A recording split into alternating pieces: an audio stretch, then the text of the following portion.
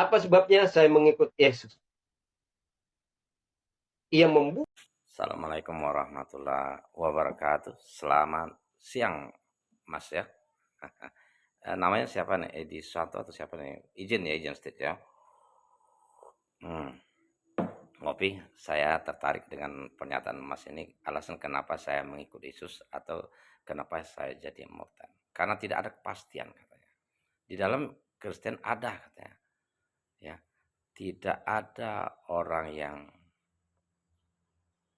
datang kepadaku kalau tidak melalui aku.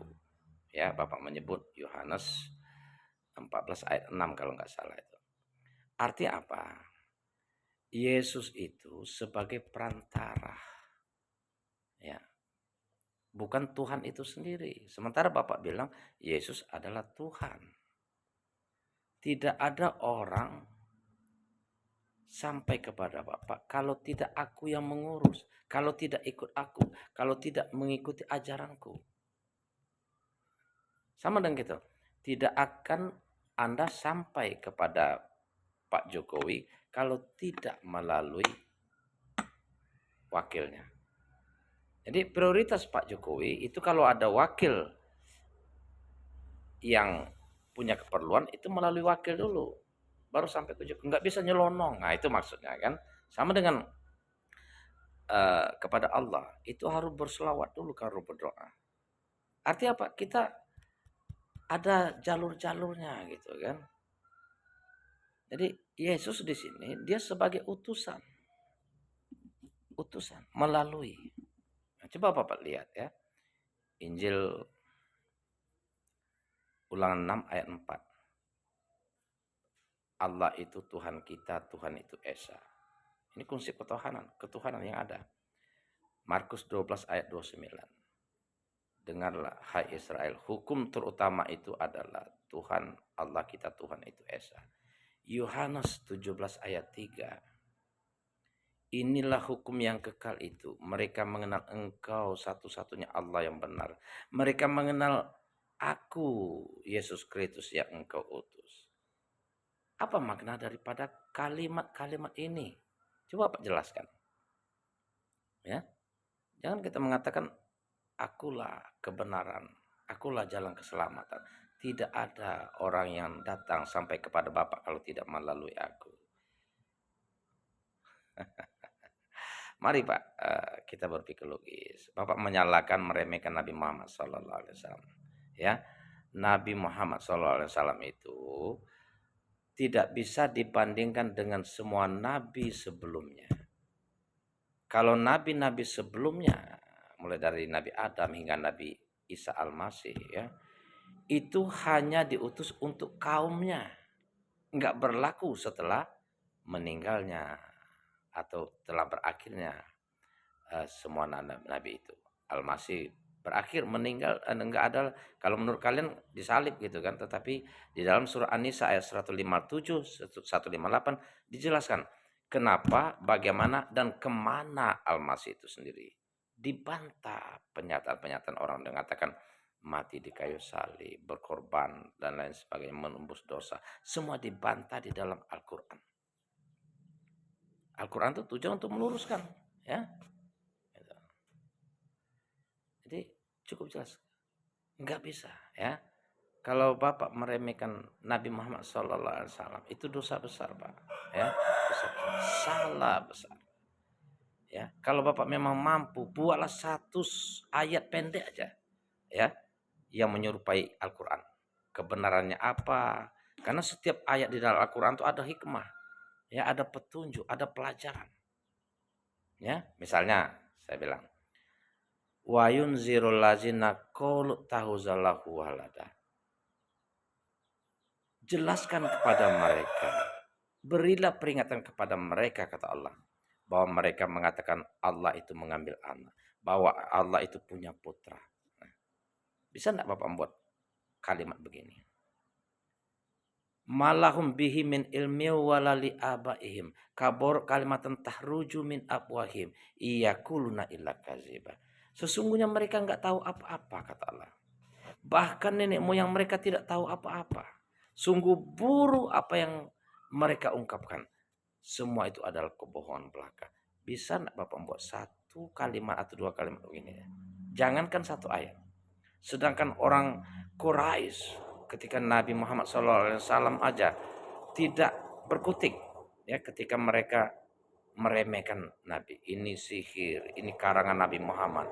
Ya, mereka tahu anak yatim nggak sekolah, nggak bisa baca, tapi Al-Quran dijelaskannya berbagai ayat gini gini gini. Timbul mereka mengatakan sihirlah inilah kan. Allah tantang. Wa in kuntum fi raibim mimma nazalna ala abdi fatu bisu misli.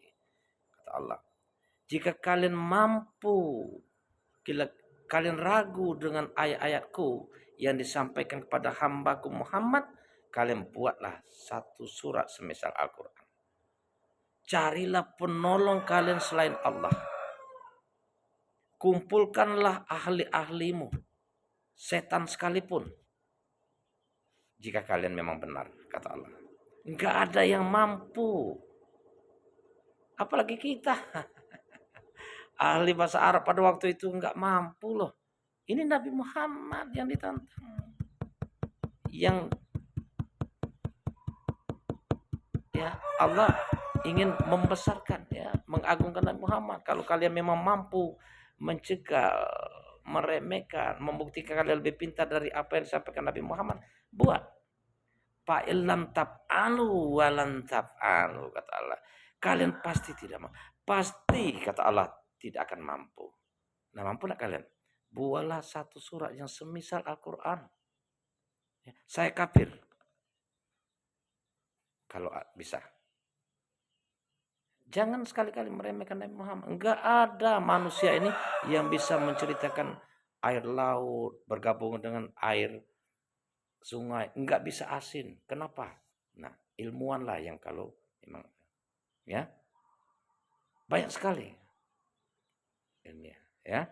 Jadi nggak bisa. Kata Allah, kalau memang kalian sudah terbukti tidak mampu, fatakun narulati wa kuduhan nas wal hijar. Takutlah kalian terhadap ancaman akan dijadikan, akan dimasukkan ke dalam api neraka yang bahan bakarnya dari manusia dan batu-batuan. Uiddat lil kafirin, kata Allah, yang disiapkan khusus untuk orang-orang kafir. Nah, jangan kita termasuk hal-hal yang dibilang Allah ini. Ya. Nah, kalau kita mengingkari, ini udah termasuk ini. Ini sebagai peringatan ya. Peringatan dari Allah, bukan dari saya. Saya hanya menyampaikan ya. Ya, Pak ya. Minta maaf bukan saya secara pribadi enggak ada rasa jengkel benci, enggak ada. Tetapi ini yang diserukan di dalam Al-Qur'an ya. Sekali lagi, Allah berfirman di dalam surat Al-Maidah ayat 72 membantah bahwa ada orang yang mengatakan sesungguhnya Allah itu Al-Masih itu sendiri. Laqad kafarul lazina qalu innallaha huwal masih ibnu Maryam. Kafirlah, kata Allah, orang yang mengatakan bahwa sesungguhnya Allah itu Al-Masih sendiri. Wa qala al-masihu ya bani Israil la'budullaha rabbi wa rabbukum. Sementara Al-Masih sendiri mengatakan, wahai Bani Israel, wahai kaumku, sembahlah Allah, Tuhanku dan Tuhanmu. Ya, artinya apa? Kita jalan kebenaran itu, keselamatan itu melalui aku pada zaman dia. Kalau kita menyembah Allah, kalau kita menjadikan Allah sebagai Tuhan, bukan Al-Masih itu sendiri. Innahu mayusrik billahi faqad harumallahu alaihil jannah. Sesungguhnya barang siapa menyekutukan Allah dengan sesuatu apapun, haram surga bagi mereka. Haram surga bagi kita. Haram surga bagi kita kalau kita menyekutukan Allah. Wa ma'wahun nar, dan tempat kita akan di neraka. Ini ancaman Allah loh, ya. Jangan kita salah memilih iman. Mudah-mudahan ada manfaatnya ya. Mohon maaf Pak ya. Ini mudah-mudahan ada hidayah untuk kita semua. Ya. Hidayah itu milik Allah.